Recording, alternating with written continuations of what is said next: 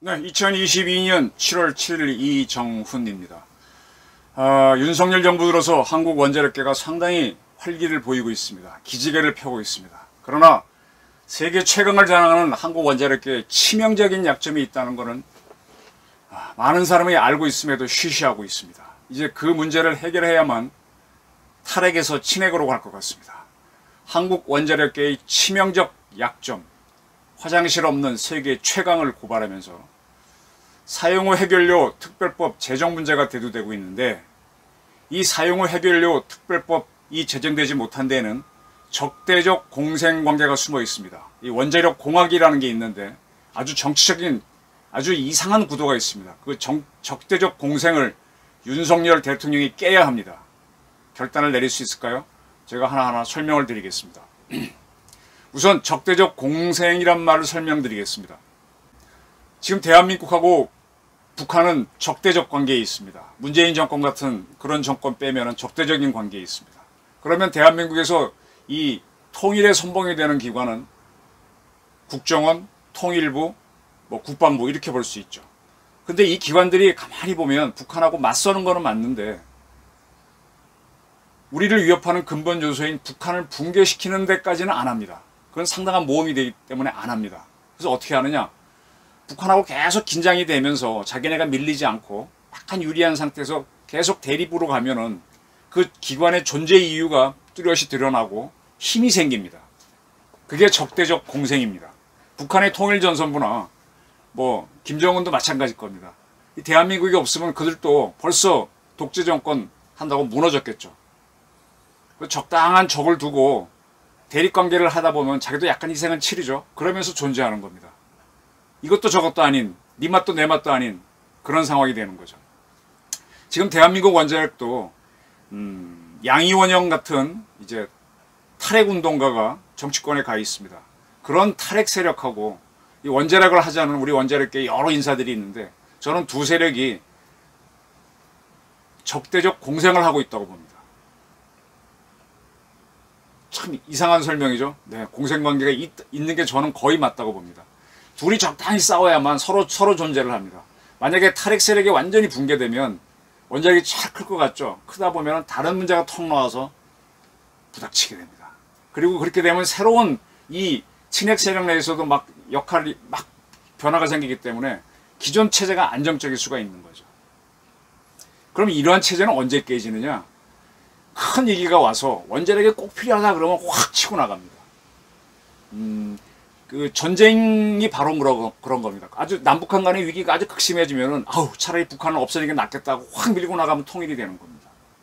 옛날에 신라가 삼한 통일을 할 때도 김춘추가 자기 딸과 사위가 백제군한테 살해됐을 때, 그리고 백제한테 굉장히 밀렸었죠. 위기를 느꼈을 때 안 되겠다, 백제를 무너뜨려야 되겠다 라고 하면서 뛰기 시작하면서 삼한 통일로 가는 겁니다. 아주 격렬한 결심을 하게 되면 이루어집니다. 지금 한국에 있어서도 대한민국이 세계 최강의 원자력이 되는 것도 확실한 결정, 예를 들면 남북 간의 전쟁이 붙어가지고 우리가 핵무기를 만들어야 한다는 필요성이 생기면 순식간에 우리 원자력계는 퀀텀 점프가 할 수 있습니다. 예, 그렇게 해서 결정한 것도 좋죠. 그게 대표적인 게 미국이 원자력 핵폭탄을 개발한 게 바로 그런 거 아닙니까? 2차 대전에서 승리하려니까 온 국가가 전력을 기울이다 보니까 원폭을 만들었고 그 이후에 그거 갖고 원자력 발전을 하게 되는 겁니다.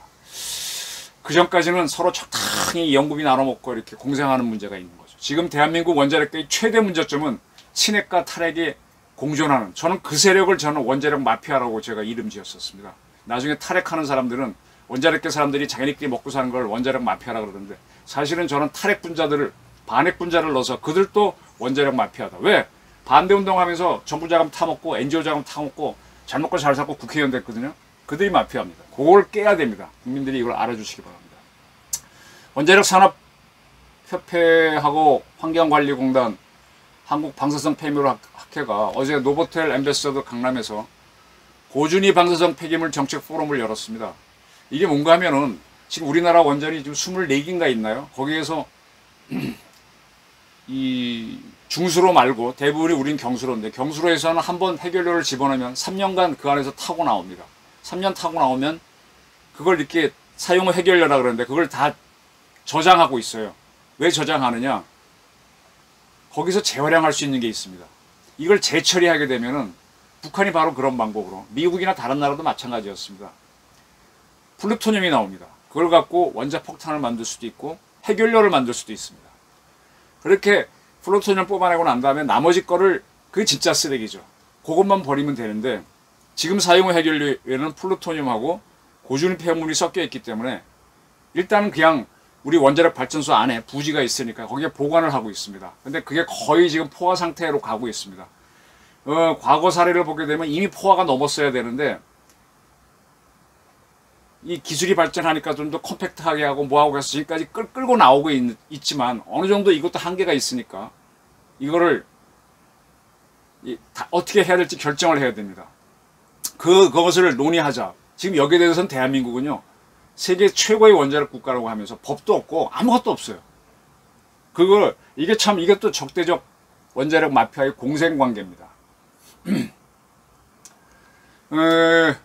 지금 한수원 사장 후보로 꼽히고 있는 황주호 전 경희대 부총장은 지금 각 원전에서 사용 후 해결료를 저장하고 있는데 이게 지금 꽉 차가고 있다. 그러면 나중에 이걸 어떻게 할 것이냐. 우리 집집마다 화장실이 있는데 거기에 그 뭐라 그러죠? 우리 변 받아 놓는 거? 거기에 꽉 차면 어떡할래? 그러면 이걸 빼내가지고 어디 가서 처리를 해서 버릴 건 버리고 재활용할 걸 하고 이렇게 돼야 되는 거 아니냐. 그 얘기를 했습니다. 지금 우리가 경주에 방사성 폐기물 처분장이 있습니다. 그건 중저준위, 아주 낮은 거. 저는 중저준위 시설에 많이 들어가 본 사람입니다. 사용 후 해결료 시설에도 많이 들어가 봤고요.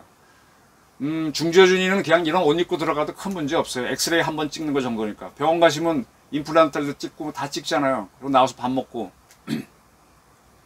그런 중저준위 처분장을 노무현 정부 때 결정을 해서 짓기는 이명박 정부 때 완성했나? 경주에 지었죠. 그리고 나서는 진척이 없다가 박근혜 정부 들어와서 진짜 문제인 보준위 방패물, 이게 사용 후 해결료죠.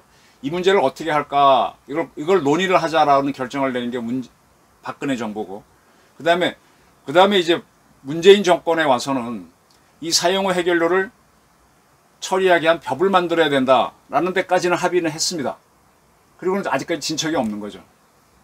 그래서 그 법을 만들거나 황주호 교수는, 아니면은 현재 이제 중저준위 폐기물을 처리하기 위한 법이 있는데 그 법을 개정해서 중저준위는 물론 고준위인 사용 후 해결료도 어떻게 하자라는 거를 법적으로 결정을 해야 된다라고 촉구를 했습니다. 뭐 당연한 얘기를 하신 건데, 사실은 이 원자력계 사람들은 이런 얘기조차도 하게 되면 불이익을 받을까봐 감춰왔었죠. 특히 문재인 정권에서. 근데 문재인 정권이 끝나니까 이런 얘기가 터져 나오는 겁니다. 반드시 해야 되죠. 자, 이렇게 해서 만약에 법을 만들겠다고 하게 되면 무슨 문제가 생기느냐. 여러분 잘 아시겠지만 처음에 우리나라에서는 노태우 정부 때부터 그때는 중저준위, 고준위를 가리지 않고 그냥 방패물로 해서 방패물 처분장을 짓겠다는 시도를 했었습니다. 근데 그때 이제 초기의 환경운동가들이 이 방사성 폐기물은 원폭과 같다라는 그러한 뉘앙스를 자꾸 흘려주는 바람에 이 방사성 폐기물 처분장을 지으면 원폭 옆에서 살아야 된다, 터질 수 있다, 이런 두려움을 줘가지고 격렬한 반대 시위가 일어났습니다. 이 사용 후 해결료는 터질 수가 없어요. 하나 사고가 난다면은 그걸 물에 담가 놓는데, 대부분 물에 담가 놓는데 물이 완전히 빠지면은 이게 냉각이 안 되니까 스스로 달아오릅니다. 한 100여 년 동안 물에 담가놔야 식혀야 되는데 그 기간 사이에 만약 물이 빠져버리면 스스로 달아올라갖고 녹아갖고 방사능은 나올 수 있습니다. 폭발은 아닙니다. 근데 어쨌든 이렇게 알려지다 보니까 처음에 구럽도에 한다는 얘기가 있었나 그랬더니 그쪽에서 폭동이 일어나고, 안면도 한다니까 폭동이 일어나고, 부안에서 하겠다니까 또 폭동이 일어나고, 이건 대규모 폭동이었고요. 뭐 사람이 다치고, 뭐 그때는 전투 경찰이 있을 텐데 그들이 계엄군처럼 출동하고 또 그 출동한 군대들도 방사능이 무서우니까 적극적으로 안 막고 해서 더 커지고 그런 사태가 많습니다. 그게 커져갖고 원자력 발전소도 폭발한다 그래갖고 각 원전 단지에서도 막 시위가 일어나고 굉장히 애를 먹었죠. 그렇게 쭉 지내오면서 노태우, 김영삼, 김대중, 특히 김대중은 정권 때는 북한하고 또 어떻게 한다고 하면서 핵을 거론하면은 북한 핵 문제 때문에 북한이 회의에 안 나올까봐 우리 핵을 또 못하게 하면서 또 이런 재정 만들려는 노력이 사그러들다가 결론적으로 노무현 정부 때 들어와서 이 고준위 폐기물은 떼어내고 중저준위 이건 상당히 안전하잖아요. 그걸 짓는 쪽에는 상당한 지원을 해주겠다라고 해가지고 각 지역한테 원하는 지역끼리 한번 있으면 나와봐라 돈을 주겠다 그랬습니다. 그래서 경쟁이 붙어갖고 막판에 경주하고 군산하고 몇 군데가 나와 붙었는데 경주가 1등 했죠. 전북이 2등을 군산이 2등을 그래서 경주가 결정됐습니다. 에피소드이긴 하지만 그때 그 주는 혜택이 매우 컸는데 이 혜택을 호남 지역에 주고 싶었던 것 같아요. 노무현 대통령이. 그래서 1등은 경주가 나오고 2등은 군산이 나왔는데 1등한테 주기로 했었는데 그 당시에 노무현 대통령은 정치적으로 이런 주장을 했었죠. 우리나라 원전이 4개가 있는데 3개는 영남에 있고 1개는 호남에 있다. 그러니까 호남에서 나오는 중저준위 폐기물은 호남 지역에 따로 지은 처분장에 넣고 영남 거는 영남에 넣자 이런 제의를 결과 나온 다음에 한 적이 있습니다. 그래서 경주에 하나 짓고 군산에 하나 두 개 짓자는 쪽으로 가려고 했었죠. 비용을 참 때로 퍼붓는 건데 이렇게 정치인들은 정치적으로 이용합니다. 그게 말이 안 되는 주장을 하니까 한 실무자가 참 좋은 아이디어. 그냥 반대하면 또 싸움 생기니까. 근데 일단은 돈이 없으니까 경주에 먼저 짓고 운영하다가 그 다음에 이쪽에 짓는 게 어떨까요? 라고 하니까 이제 거기서 이제 반대 의견이 있는 거는 노무현 대통령도 아니까 그럽시다라고 해서 지금 경주 하나 갖고 운영하고 있는 겁니다.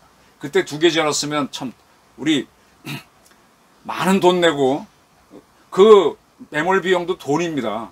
처분장도. 지금 우리 한국의 경주에 있는 처분시설은요 너무너무 잘 지어가지고 뭐라 그럴까 우리 시장 가는데 벤츠 몰고 간다 그럴까 지하시설에 저 다른 나라 중저준위 폐기물 처분장 많이 가봤는데 많이 가봤다면 거짓말이고 일본하고 프랑스 이렇게 가봤는데 그냥 맨 땅에다가 이렇게 시멘트 건물 짓고 거기다 한 거예요. 근데 우리는 지하 몇십 메탈 파고 들어가서 무슨 그게 폭발한다고 겁이 나가지고 몇 겹으로 쌓고 돈을 막 처발라 해놨죠. 이걸 전라도에 또 하나 짓고 2개 운영했으면은 그것도 비용인데 우리 전기값 다 올라갔을 거 아닙니까? 정치인들은 이런 것들이 문제입니다. 자, 이렇게 해서 경주는 결정이 됐고 그 다음에 이제 그 완성은 이명박 때 해서 경주 지역은 지금 돈을 받고 있죠. 그 다음에 이제 박근혜 정부 때 이제 고준위 폐기물인 사용후 해결료를 어떻게 할지를 공론화해보자라는 결정을 내려서 그것도 질질 끌었어요. 그 이후에도. 그 다음에 이제 법제화하자는 건 문재인 정부에서 했지만 아무것도 안 하고 문재인 정부는 더군다나 탈핵 정책을 했으니까 뭐 이거를 괜히 말만 이렇게 해놓고 안 했죠. 네. 이런 상태에서 김성환 의원이라고 노원구청장 지낸 분이 있습니다. 연대 법대를 나왔고 신계륜 의원 비서관으로 정치에 처음 들어와서 노원구 의원을 하다가 서울시 의원을 하다가 그 다음에 노원구청장을 2번인가 했을 겁니다. 그 다음에 그 지금 국힘당에서 유명한 이준석 씨하고 보궐선거에서 노원구에서 붙어서 한 번 이기고 또 지난 21대 총선 바로 2020이죠. 그때도 이준석과 또 붙어서 이겼던 그래서 노원구의 국회의원이 된 사람이 김성환입니다. 이선 의원이죠. 이분이 문재인 정권에서 유일하게 이 사용후 해결료를 관리하기 위한 특별법을 만들자라고 해서 본인이 대표 발의한 적이 있어요. 근데 이 법은 작년 9월, 2021년 9월에 나와가지고 약간 소위를 거치고 했지만 그러고 펜딩돼 있습니다. 걸려 있습니다. 나가지 못하고 있어요. 자, 이제 우리 현재의 방패물 처리법은 중저준위 경주에 가는 것만 어떻게 하라고 돼 있고 고준위에 대해서는 아무 얘기가 없습니다. 제가 아까 적대적 공생관계를 말씀드렸는데 하나 고발드리겠습니다. 이게 이제 대한민국이 왜 적과 아군이 하나가 되는지 뭐 그런 설명도 될 수 있고, 또 우리의 친핵 기관들의 좀 뭐랄까 너무 이기적인 면이라고 할 수 있을까, 그걸 보여주는 걸 수도 있겠네요. 현재 우리나라에서는 원전을 사용해서 전기를 생산합니다. 그러면 그 전기 요금을 받으면 그 중에 일정한 퍼센트를 앞으로 사용 해결료를 어떻게 처리하는 시설을 짓기 위한 기금으로 떼어내게 되어 있습니다. 그 금액까지는 정확하게 모르겠어요. 뭐 1kW당 몇 전 내지 몇 원 되겠죠. 그래서 그게 지금 쌓인 돈이 굉장히 많습니다. 그걸 한국수력원자력이 관리합니다. 근데 그 돈을 쭉 떼어내기만 하면 물가는 계속 오르니까 이게 갖고 있으면 손해죠. 그렇다고 은행에 넣어놓으면 좋은데 은행 이자도 얼마 안 됩니다. 그럼 어떻게 합니까? 한국수력원자력이 새로운 원전을 짓거나 뭔가 할 때 돈이 필요할 때 은행 돈을 빌려오는 것보다도 이게 이자가 싸면 이 돈을 쓰는 거죠. 이런 식으로 해서 한수원이 이 기금을 거의 다 가져다 쓴 걸로 저는 알고 있습니다. 그래서 지금 갑자기 이 특별법을 제정해서 사용 해결료 시설을 짓는 결정을 내려서 짓자라고 하면 한수원은 그 돈을 동원할 능력이 없어요. 은행에서 끌고 와서 일단 일로 줘야 돼요. 그러면 부채가 커지죠. 이게 문제입니다. 그래서 어떤 면에서는 한수원 자체가 이 사용 해결료 시설을 짓는 거를 말로는 해야 된다라고 하면서 속으로는 갑자기 그 금융 부담이 커지니까 반대하는, 겉다르고 속다른 모습 보일 수도 있습니다. 그리고 탈핵 단체들은 뭐냐, 이거 한다 그러면은 막 반대합니다. 그리고 실제로 하면 더 반대할 겁니다. 반대하는 와중에 옛날 폭동처럼 막 그렇게 일어나면은 국민적 지지가 오고 성금 들어오고 자기는 돈을 더 법니다. 그리고 양이원영처럼 국회의원까지도 될 수 있어요. 이 위안부 문제를 막 해갖고 윤미향 씨가 국회의원 된 거랑 비슷한 겁니다. 어느 특정 정당하고 또 유대가 되면 그 정당의 비례대원 국회의원이 될 수 있어요. 참 쉽죠. 원래 국민을 위한 거는 국가가 다 해야 되는데 왜 그런 사람들이 나서서 뭐 탈핵을 지지하는 국민도 있으니까 그 사람들을 대변해서 하다가 그러면 자기 순수한 뜻에 했으면 순수하게 가야지 왜 정치로 가냐 이거죠. 돈을 받냐 이거죠. 그래서 제가 항상 저 사람들도 원자력 마피아고 위안부 마피아라고 보는 겁니다. 또 정보기관서도 이 문제를 다루면서 해결되면은 그 문제 다룬 사람은 다른 일로 또 전직을 해야 되고 또 힘드니까 그냥 끌고 가는 거예요. 그게 오히려 낫지. 골머리는 아프지만. 이게 적대적 공생관계입니다.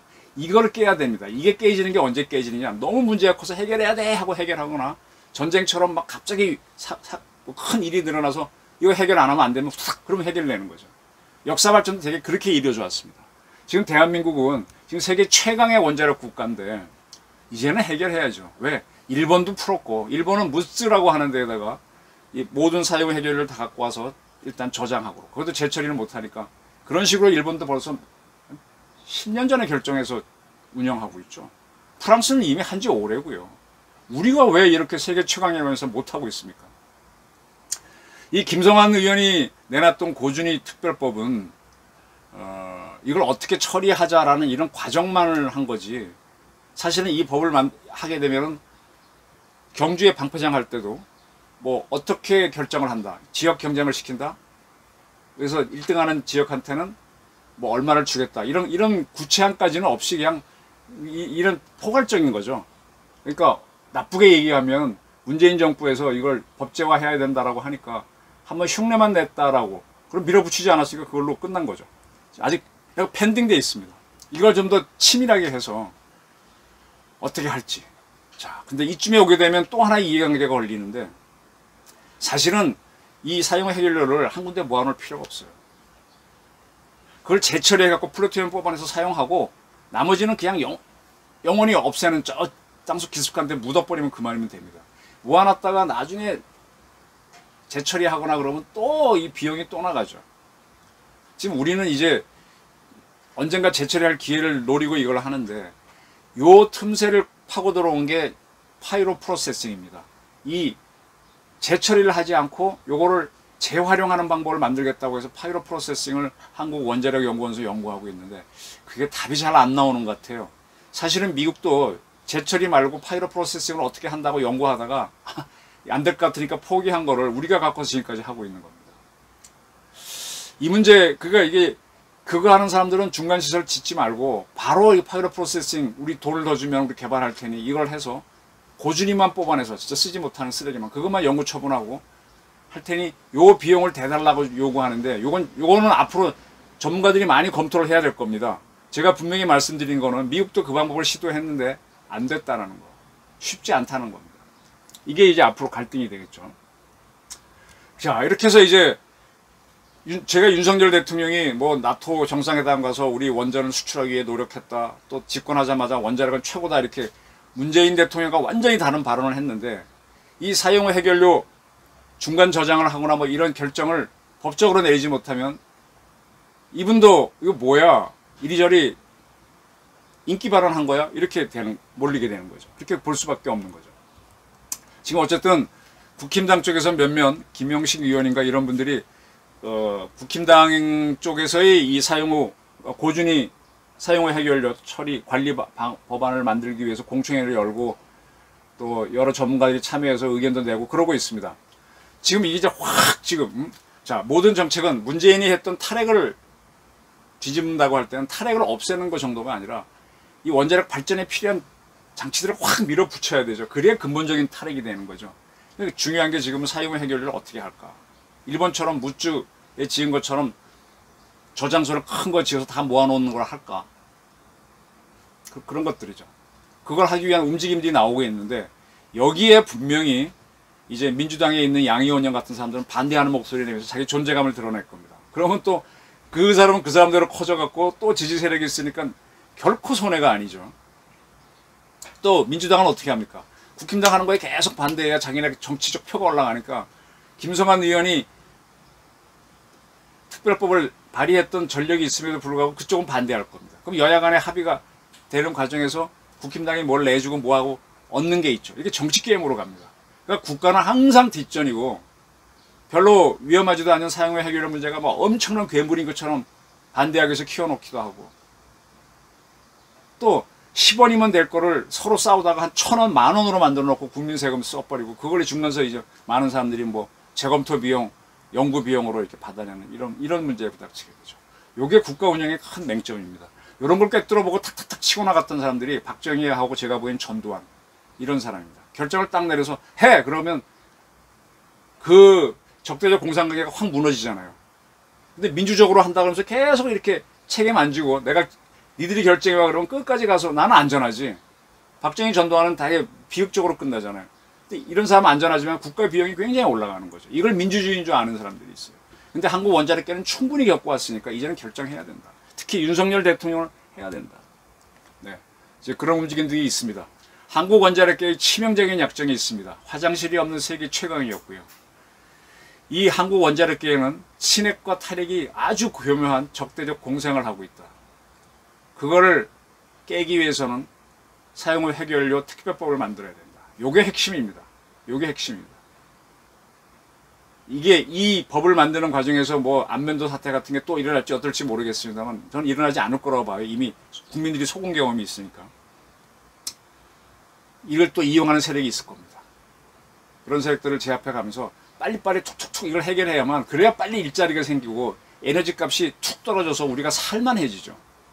이게 국민을 위한 정치입니다.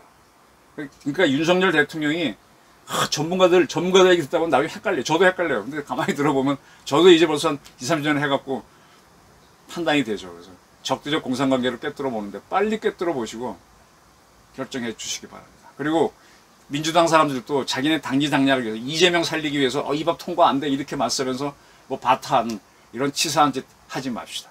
네. 제 이정훈의 의견이고 판단이었습니다. 경청해 주셔서 감사합니다.